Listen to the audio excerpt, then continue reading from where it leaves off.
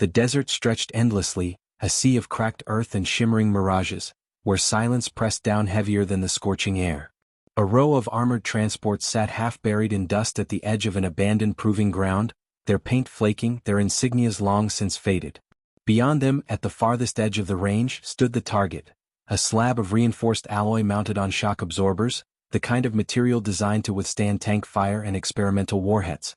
Military brass from half a dozen nations had gathered in a shaded observation deck overlooking the field, sweating in their pressed uniforms, whispering behind polished sunglasses, their expressions a mixture of boredom and skepticism.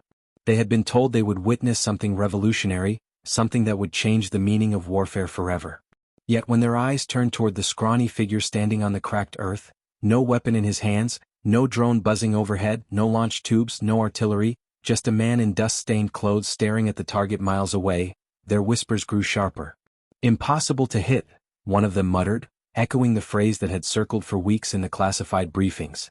No projectile, no missile, no laser. Nothing. And still, the man just stood there, unmoving, his eyes locked on the alloy plate shimmering in the heat. His name was Cale Rinn, though most of the men here did not know it. To them he was just a contractor, a ghost dragged from the black vaults of experimental programs shut down years ago. Rumors clung to his name like shadows. Desert raids where no one survived, convoys torn apart with no evidence of gunfire, fortresses collapsing with no bombs ever detected. Files redacted, footage corrupted, satellites blinded. He had never been seen wielding a weapon. And yet wherever Cale Rinn went, destruction followed. The general overseeing the demonstration, a rigid man named Harrow, shifted his weight with growing impatience. "We've wasted enough time. If this is another trick, another budget trap, I'll have every last one of you court-martialed." His words bit the air, but Cale did not react. He raised his hand, palm open, and a hush fell across the deck, not because of any order given, but because of the strange pressure that suddenly filled the air. At first it was only a ripple, faint, like heat waves bending light on the horizon. Then the ground beneath their boots vibrated, subtle at first, then steady, a hum that crawled into their bones. Whispers turned to silence. Every pair of eyes fixed on the target in the distance. For a moment nothing happened. The alloy slab remained untouched, the mirages swam around it, the air shimmered with the same desert heat. Then the impossible began. A flash, not of light but of distortion, like space itself had folded in a split-second burst. The target jumped, its frame groaning, bolts tearing free as if invisible hands had crushed it from within. A crack thundered across the desert, so loud it seemed the sky itself had been ripped open. Dust exploded upward, sand whipping in all directions. And then, in the stunned silence that followed, the target was gone. Not shattered, not broken into pieces. Gone. Only a crater remained where the reinforced alloy had stood, its edges glowing faintly, as if scorched by something beyond fire. For a long heartbeat, no one moved. Then chaos erupted. Officers shouted, some stumbling for binoculars, others fumbling at radios demanding readings, explanations, anything. Sensors that had been carefully calibrated showed nothing. No energy signature, no projectile trajectory, no missile launch, no sound before impact. It was as if reality had skipped a beat and the target had simply ceased to exist. "What the hell did he just do?" someone whispered. Cale lowered his hand slowly, his expression unreadable. He hadn't moved an inch otherwise. No weapon had appeared, no device had been triggered. Only the silence of a man who seemed far too comfortable with what had just happened. General Harrow stormed forward, his face flushed red, sweat glistening on his neck. "What kind of trick is this? Where is the device? Show me the weapon." His voice broke against the desert wind, but Cale only tilted his head, his gaze cutting across the deck with unnerving calm. "There is no weapon," he said at last, his voice low, carrying nonetheless, as though the air itself bent to deliver his words. "There is only intent." The phrase hung in the air, heavy and incomprehensible. No weapon, no device, no measurable energy. Just intent. The officers exchanged disbelieving looks. Technology had limits, science demanded cause and effect. Every action required machinery, fuel, physics. And yet the crater smoking in the distance defied them all. One of the scientists present, a thin woman from the European Research Division, stared at Cale with wide eyes. Her hands trembled as she clutched her data pad. "It's impossible," she muttered. "Energy doesn't vanish. Matter doesn't vanish. It has to transfer. There's no trace, no radiation, no heat signature beyond the blast zone. It's She stopped herself, shaking her head as if refusing her own conclusions. The military brass, however, were not scientists. They saw only power. Fear and hunger mixed in their gazes as they turned back to the silent man in the dust. If this was real, if this could be harnessed, it was the end of every balance of power they had ever known. No missile defense, no shields, no fortifications could withstand something that left no trace, no countermeasure. An unseeable strike, impossible to block, impossible to anticipate. The perfect weapon. Yet Cale stood there, unarmed, as if daring them to believe him. His stillness was a challenge and also a warning. For he had shown them a glimpse, nothing more. The truth, the real truth, was darker, and he alone carried it like a shadow no light could erase. The shouting did not stop for nearly 10 minutes. Radios crackled with static as officers demanded satellite replays, drones swept the skies, and ground sensors were recalibrated again and again, each returning the same blank results. Nothing had moved through the air. Nothing had launched from the ground. No radiation spike, no electronic interference, no trace of kinetic energy. Only the target had ceased to exist.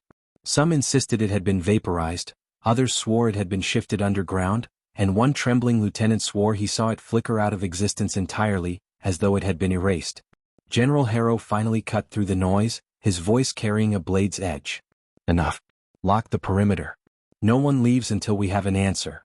Armed soldiers moved at once, closing the gates, sweeping the sands with wary eyes as if Cale himself might summon another vanishing act at will. The man in question simply lowered himself to the ground, sitting cross-legged in the dust, eyes closed, breathing steady. Not restrained, not threatened. Yet the tension in the air was so sharp it felt as though any sudden movement might spark gunfire. The generals wanted answers. The scientists wanted data. But no one dared approach him. Because somewhere in their bones they all felt it. The man was not just dangerous, he was untouchable. An uneasy silence returned as the officers regrouped beneath the observation canopy, their voices low but urgent. Some pushed for immediate detainment, to strip Cale down and search every inch of his body for hidden tech. Others argued that provoking him could end in disaster, that whatever he had just done could be repeated, perhaps on them, perhaps on the entire base. Harrow paced, fists clenched, his jaw grinding with frustration. "We cannot explain it, but we cannot deny it either," he muttered. His second-in-command leaned in. "Sir, if this is real, if he can remove a target with no trace, then he is not just an asset. He is the most dangerous man alive." The words lingered like poison. Dangerous. Too dangerous. They had invited him here to prove a claim, and now that he had, they no longer knew what to do with him. Some envisioned using him as a weapon, unleashing him on enemy fortresses, entire cities if need be. Others could already see the headlines of a world thrown into chaos if such power were ever revealed. Fear and ambition warred in equal measure across every face. And still Cale sat in the dust, unmoving, as though none of their debates mattered. Finally, one of the scientists, the same woman who had spoken earlier, gathered her courage and stepped forward. Against the protests of several officers, she crossed the sand toward him, stopping just a few paces away. Cale opened his eyes slowly, the desert light catching in the strange depth of his gaze. Not cold, not empty, simply vast, as though he were staring through her rather than at her. "You're not using a machine," she whispered, half a question, half a confession. "No implants, no devices. This isn't technology, is it?" Cale studied her for a long moment before answering. "Technology is a shadow of the real. A crutch built by those who forgot how to walk. I need no machine." His words sent a chill through her veins, for she heard no arrogance in them, only a grim certainty. She wanted to press further, to demand the how, the why, the mechanism behind it. But she felt the weight in his gaze and knew the answer would not be one she could write into a report. Knowledge was not always safe. Sometimes it was a blade too sharp to hold. The military men grew restless as they watched. Harrow barked orders for a containment unit to be readied, but the soldiers hesitated, glancing nervously between their general and the figure in the dust. To move against Cale felt like stepping off a cliff blindfolded. He could erase them as easily as he had erased the target, and not a single sensor would record how. The first soldier who took a cautious step forward froze when Cale raised a single finger. The air shifted instantly, heavy, as though gravity itself had doubled. Sand lifted in a slow spiral around him, particles floating unnaturally, hanging suspended before falling again in waves. No weapon, no sound, no visible force. Just intent. Every man watching felt it pressing against their lungs, a reminder that their lives could vanish just as easily as the alloy plate had. Harrow cursed under his breath and called his men back, his face dark with fury at his own helplessness. Powerless generals were not men used to being powerless. Cale rose to his feet in a fluid motion, brushing dust from his clothes. His voice carried again, calm, measured, but heavy with something that silenced even Harrow. You summon me to prove the impossible. I have done so. But understand this, power without restraint is ruin. You ask what I am, what I use. I tell you this, I use nothing but focus. I am no weapon. I am a warning. Murmurs rippled through the officers, disbelief and unease twisting their features. A warning of what? But none dared voice the question aloud. Cale turned his gaze back to the crater in the distance, smoke still curling faintly from its edges. Matter obeys thought when thought is absolute. Few can achieve it. Fewer survive it. And none should wield it for greed. His words made little sense to those listening, yet the conviction in them was undeniable. He was not trying to sell them a tool. He was reminding them of a danger. One they did not yet understand. Harrow, unwilling to yield his authority, stepped forward at last. Warning or not, you belong to us now. You'll come with us and you'll serve. Refuse and we'll bury you in a hole so deep you'll wish you had vanished with that target. It was a gamble, the kind a desperate man takes when cornered. But Cale did not flinch. His eyes narrowed slightly, not in anger but in something closer to pity. You cannot bury what does not belong to this earth, he said softly. Before Harrow could bark a reply, the ground trembled once more. Sand surged upward as though caught in an unseen storm, and every metal surface in the camp groaned, engines sputtering, weapons rattling as if pulled by unseen strings. Radios went dead, drones dropped from the sky, and the very air seemed to warp with pressure. Soldiers stumbled back, panic etched into their faces. Then, as suddenly as it began, the vibrations ceased. Everything was silent again. Cale remained standing in the exact same place, unarmed, unshaken, untouchable. The crater smoked in the distance, a scar on the desert floor. And now the scar of fear was etched deeper into every man and woman watching. Night fell over the proving ground like a curtain of black velvet, the desert wind cutting sharp against tents and metal, rattling loose tarps and scattering sand across the cracked concrete. Floodlights bathed the compound in harsh white, but their glow only deepened the shadows stretching beyond the perimeter. Soldiers moved in restless patrols, weapons clutched tighter than necessary, their nerves frayed by what they had witnessed earlier. Cale had been given a tent at the edge of the camp, not a prison cell but not freedom either. 2 guards stood posted outside at all times, though both kept stealing uneasy glances at the figure within. He had not moved since dusk, sitting in silence with his hands resting on his knees, his eyes closed as though asleep. And yet neither guard dared to believe he was harmless. They had seen the crater. They had felt the air itself twist under his presence. To them he was not a man but a storm disguised in flesh. Inside the main operations tent, Harrow paced like a caged animal, his temper worn thin. The other officers avoided his gaze, muttering over data they did not understand. Every scan remained blank, every recording useless, every attempt to analyze the event collapsing into nothing. The scientists argued late into the night, some convinced Cale was manipulating quantum fields, others whispering of impossible psychic resonance, and one terrified voice suggesting he was not human at all. Harrow slammed his fist on the table, scattering reports across the floor. I don't care what you call it, he snarled. I need control over it. If he won't obey, then we break him. Everyone bends eventually. His words chilled the room. Some officers nodded grimly, unwilling to cross their general, but others hesitated. One young colonel spoke cautiously. Sir, what if he cannot be broken? What if he truly doesn't operate by the rules we understand? Harrow turned on him, his glare venomous. Then we find new rules. And if that means cutting him apart piece by piece until we understand, then so be it. The silence that followed was darker than the desert outside. Far from the heated arguments, Cale opened his eyes slowly in the dim glow of his tent. His gaze was fixed not on the fabric walls but beyond them, past the camp, past the desert horizon. He saw things none of them could, threads of energy woven through the air, the shifting lattice of reality itself. He had lived long enough with this perception that it no longer stunned him, but it still weighed heavily. He had not asked for this ability. It had come unbidden years ago, tearing him from the life of an ordinary soldier into something far stranger.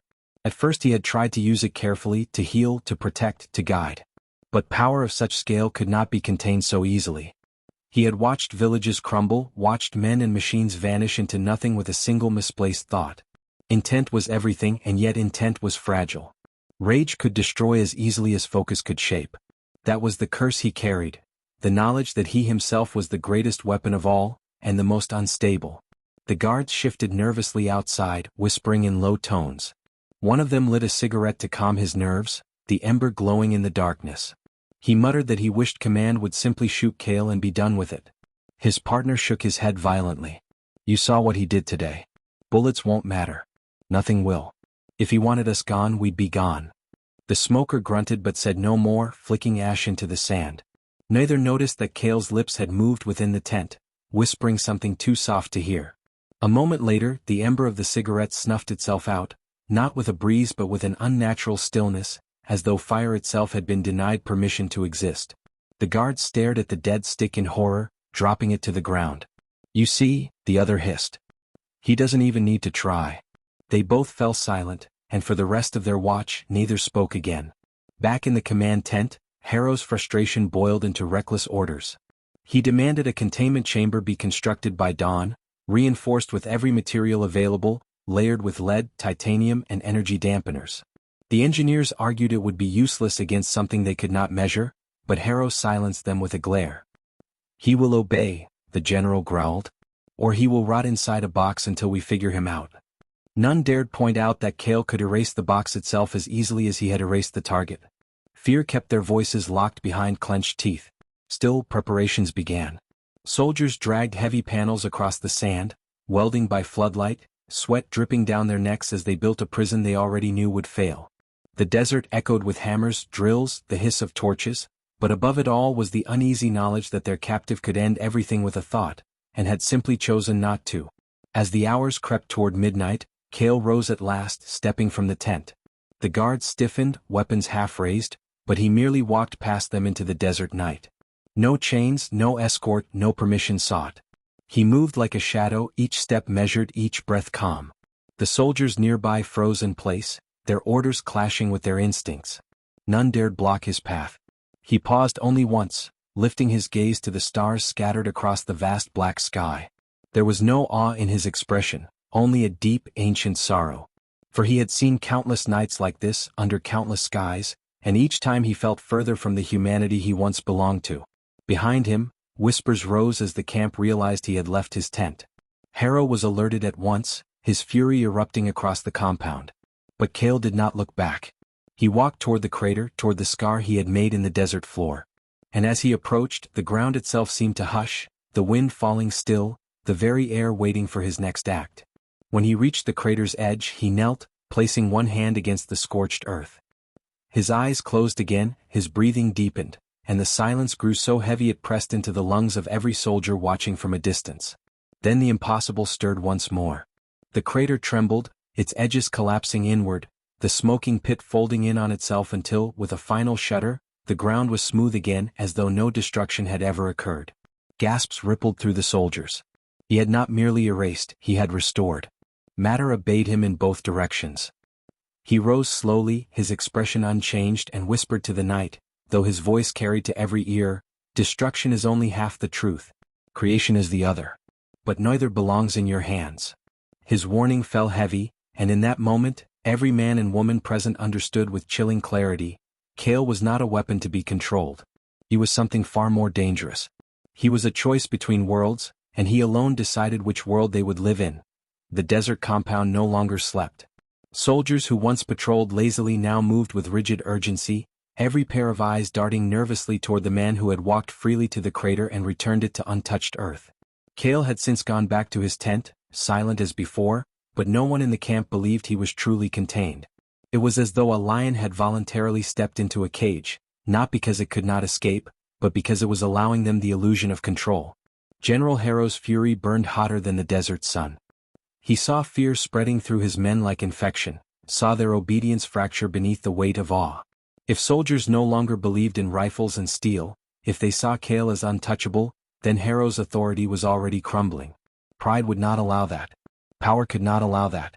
And so, while others argued for caution, Harrow's mind turned toward one truth. If he could not control Cale, then he would break him.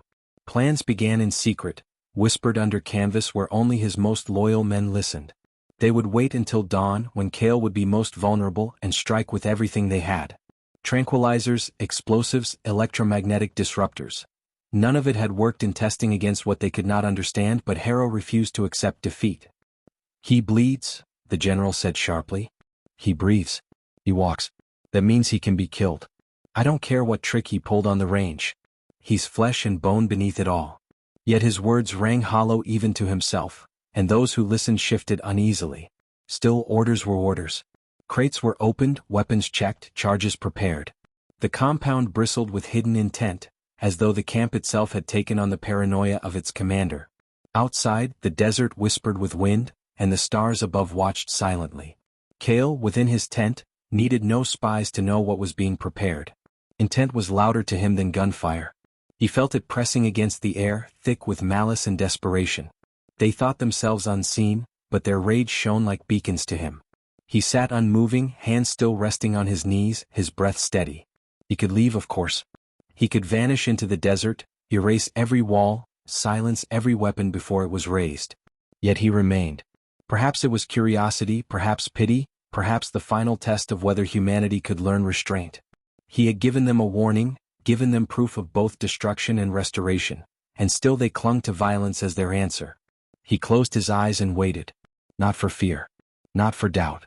But because the path of their choice would soon reveal itself. When dawn painted the horizon in blood-orange light, Harrow gave the signal. The camp erupted in motion, soldiers moving as one, vehicles roaring, floodlights blinding even in the rising sun. The tent that housed Kale was encircled by armored units, heavy weapons mounted, barrels pointed directly at the thin fabric. The guards who had watched him through the night stumbled back, their faces pale, their nerves broken by what they knew was coming.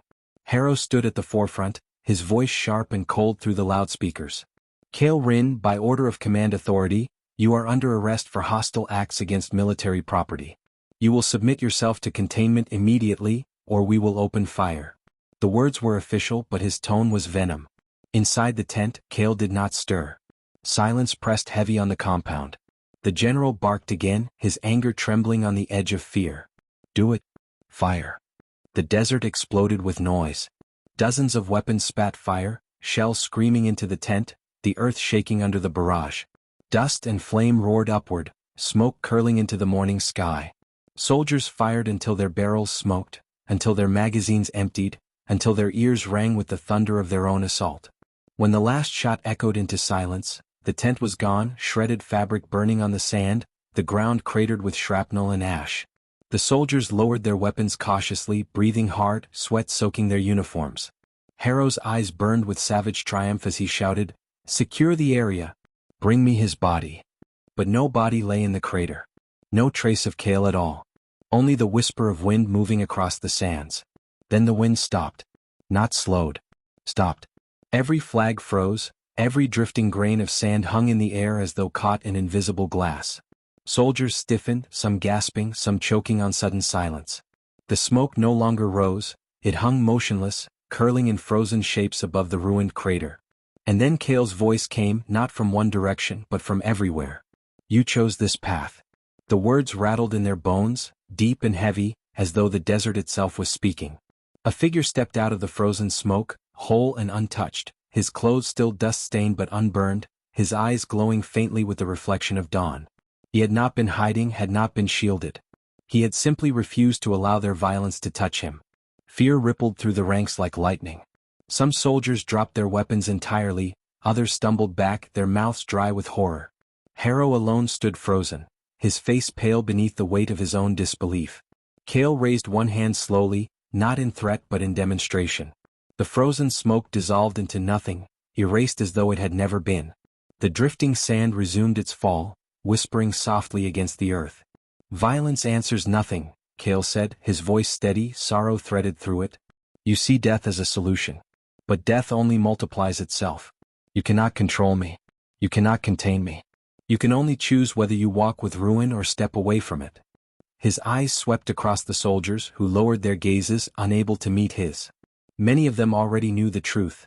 They had fired upon something beyond their understanding, and it had been mercy alone that left them alive. Harrow, trembling with rage and shame, shouted hoarsely, "You think you can lecture me? You think you can walk into my base and dictate terms? His hand shot to his sidearm, drawing it with a snap. He raised it at Cale's chest and pulled the trigger. The bullet never left the barrel. It hovered just at the edge of the chamber, frozen, the weapon itself shaking violently in Harrow's hand. Sparks burst, the metal groaned, and with a deafening crack, the pistol disassembled itself in his grip, every piece scattering harmlessly into the sand. Harrow cried out, clutching his burned hand, dropping to one knee. Cale lowered his gaze, not triumphant but weary. You are broken men chasing broken power. And broken power destroys all who hold it. The silence that followed was unbearable. No one dared move. The sun climbed higher, burning gold across the desert, but the chill in the compound remained unbroken. They all knew then that nothing they had would ever match the man before them. He was not theirs to command, not theirs to cage. He was the storm, and they had just invited it upon themselves. The compound stood in paralyzed silence, every soldier frozen between obedience to their general and terror of the figure standing calmly amid the wreckage of their assault. Cale did not move toward them, nor did he retreat. He simply remained, hands at his sides, his breathing slow, his presence filling the air heavier than the heat of the rising sun. Harrow knelt in the sand, clutching his burned hand, eyes burning with humiliation. His men saw it, saw their commander stripped of authority not by force but by impotence, and the fracture spread. Loyalty frayed with every heartbeat. The soldiers looked from Cale to Harrow and back again, realizing one represented fear and futility, while the other embodied something they could not even name. Cale could have destroyed them all, and yet he had not. That restraint frightened them more than destruction itself, for it meant he was not limited by rage or impulse. He was choosing mercy, and in that choice lay a power no command could rival. Cale broke the silence at last, his voice calm yet heavy. This is the end of your test. I have given you the truth. I will not give it again. His gaze swept across the compound, and every soldier felt as though it had touched them directly. If you seek to cage me, you will destroy yourselves. If you seek to use me, you will destroy others. And if you seek to understand me, you will destroy the balance that keeps this world alive. What you call impossible is not meant for your hands. His words landed like stones in a still pond, ripples spreading through the minds of those who listened. Some felt anger, others awe, but most felt the weight of something they could never escape. They were standing before a truth larger than war, larger than nations, larger than themselves. Harrow, gasping with pain, forced himself to his feet. His pride burned hotter than his injury. You think you can walk away from this? He spat. You think I'll let you disappear into the desert after humiliating me, after defying the authority of the state? He staggered closer, eyes wild, face twisted with rage. You're not a god. You're just a man who's learned a trick. And every man can bleed. I'll hunt you to the ends of the earth if I must. You belong to us. His voice cracked, desperation leaking through. The soldiers watching exchanged uneasy glances, their confidence in their commander disintegrating with every word. Cale's expression softened, not in pity but in something deeper, weariness. You speak of belonging as if chains will hold the wind, he replied. But it is not I who am bound. It is you. Bound by fear, by hunger, by the illusion of control. You cannot imagine a world without it, and so you chain everything you touch. Even yourselves. The words struck deeper than weapons could. A few soldiers lowered their rifles entirely, some even stepping back as though distancing themselves from their own general. Harrow saw it, saw his grip on command slipping, and panic flared in his eyes. Stand fast, he roared. Obey your orders. He's manipulating you. But the voices of doubt were louder now, carried in the silence. Of men no longer willing to fight. For the first time, Harrow looked small, shouting in the shadow of something far greater. Cale turned his back on him and began walking toward the perimeter, each step steady, each footfall quiet yet thunderous in the minds of those who watched. No one moved to stop him. The guards at the gate froze as he approached, their weapons shaking in their hands, and when he passed they stepped aside without a word. The desert beyond stretched endlessly, vast and untamed, waiting to swallow him into its silence once more. But Harrow could not allow it. His pride was a wound that bled deeper than any injury, and the sight of Cale walking free shattered the last thread of his restraint. With a scream, he lunged, snatching a fallen rifle from the sand. He dropped to one knee, aimed down the sights, and fired a desperate burst into Cale's back. Bullets roared through the air, but none reached their mark. They dissolved before contact, shredding into harmless dust that scattered on the wind. Cale did not stop walking. He did not even turn his head. The bullets might never have existed. Soldiers gasped, some shouting in fear, others in awe, but the message was clear. Nothing they had could touch him. Harrow collapsed to the ground, his scream breaking into hoarse sobs, his authority shattered, his pride crushed beneath the truth he could not deny. The man he had sought to control was beyond his reach, beyond every reach. Cale paused only once more at the edge of the compound. He turned his head slightly, his profile catching the light of the rising sun. "This was your choice," he said softly, though every soldier heard him as if he stood beside them. "And it was nearly your end. Do not chase me again. Do not seek me. Forget what you saw here or it will consume you." His words were not threat, not promise, but something final, like the closing of a door. Then he stepped into the desert, the sand swallowing his footprints as the wind rose again, carrying him away until his figure was no more than a mirage, then nothing at all. The camp remained frozen long after his departure, as though the shadow of his presence lingered over them.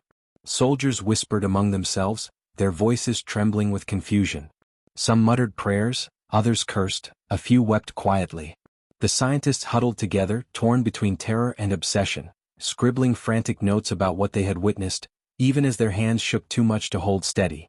Harrow lay in the sand, his face twisted with rage and despair, clutching the useless rifle as if it were the last fragment of his crumbling power. No one rushed to help him.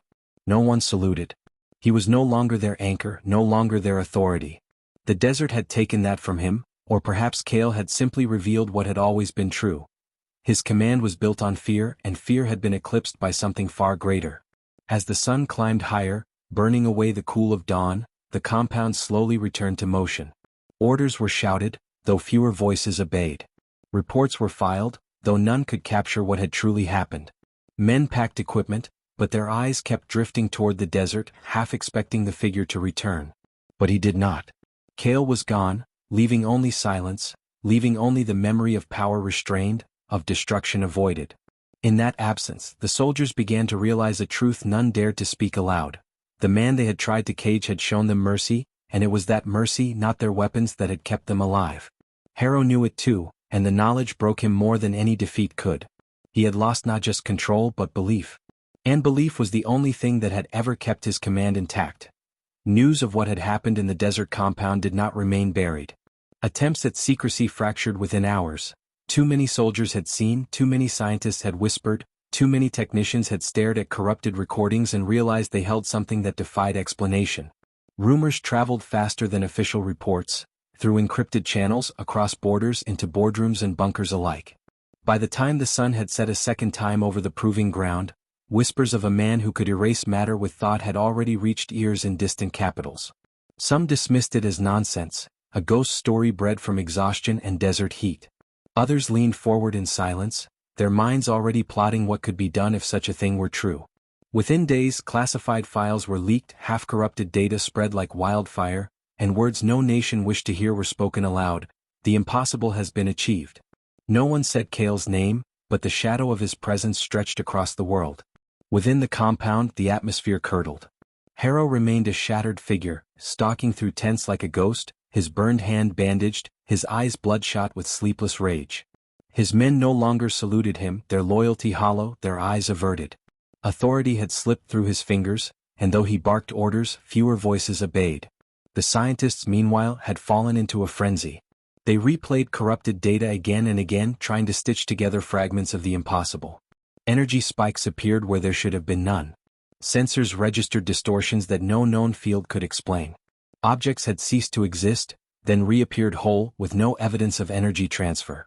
They argued deep into the night, voices cracking under the weight of obsession. Was it manipulation of quantum reality? Was it an interface with dimensions unseen? Or was it, as one terrified young researcher whispered, something beyond science entirely? They had no answers, only questions that grew darker the longer they stared into them. Cale himself had vanished into the desert, yet his absence pressed heavier than his presence. Patrols scoured the dunes, satellites swept the skies, but there was no trace. It was as though the sand had swallowed him whole. Still, his warning lingered in every ear, forget what you saw or it will consume you. And consume them it did.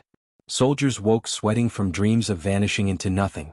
Scientists grew pale from exhaustion, muttering about equations unraveling. Even the locals in villages far beyond the range began whispering of a figure seen walking the horizon at dusk, a shadow who left no footprints in the sand. The impossible was now myth, and myths were harder to bury than bodies. In a secure bunker far from the desert, world leaders convened. The atmosphere was suffocating, tension coiled tighter with every word exchanged. Each nation demanded answers, demanded proof, demanded control. A general from the east slammed his fist on the table. If this is true, he must be found. Contained. No man should hold such power. A diplomat from the west countered coldly. Contained? Or used? Be honest with yourselves, this is the greatest weapon in human history. Whoever controls him controls the world. The words ignited the room into chaos, arguments spiraling, voices clashing. Yet beneath the noise lay a deeper fear. None of them controlled him. None of them ever would. And if Kale chose to act against them, there was no defense to mount, no wall to hide behind. He had erased steel, erased bullets, erased death itself. They were children arguing over fire, forgetting that fire cared nothing for their claims.